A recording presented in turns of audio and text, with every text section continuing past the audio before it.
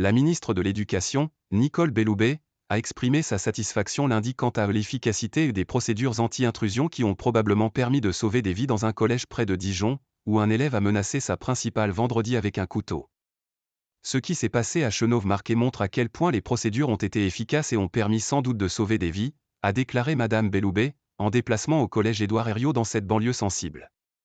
Vendredi, un collégien de 15 ans a menacé avec un couteau sa principale et un agent, sans faire de blessés, les deux personnels ayant pu fuir et déclencher l'alerte anti-intrusion. La police, qui patrouillait à proximité, a arrêté l'élève dans la demi-heure.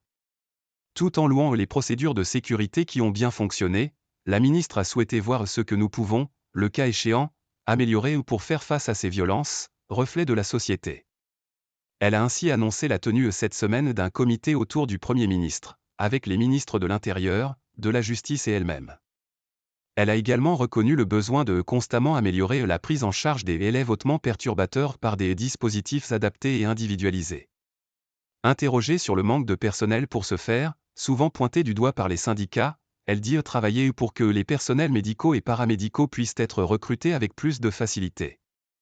Décrit comme difficile, le collégien a donné des versions contradictoires de son mobile, affirmant avoir voulu planter sa professeure d'anglais, cours dont il avait été exclu, avant de se raviser, puis de déclarer avoir été recruté par des connaissances pour la tuer et 3 autres membres du collège. Mais ces déclarations ne sont corroborées par aucun élément et pourraient être en lien avec une volonté de se donner de l'importance, ce qui a été confirmé par un expert psychiatre, a indiqué dimanche le procureur de la République à Dijon, Olivier Caracoche. Le parquet antiterroriste, qui n'a jamais été saisi, accorde un crédit très relatif à cette dernière version, selon lui.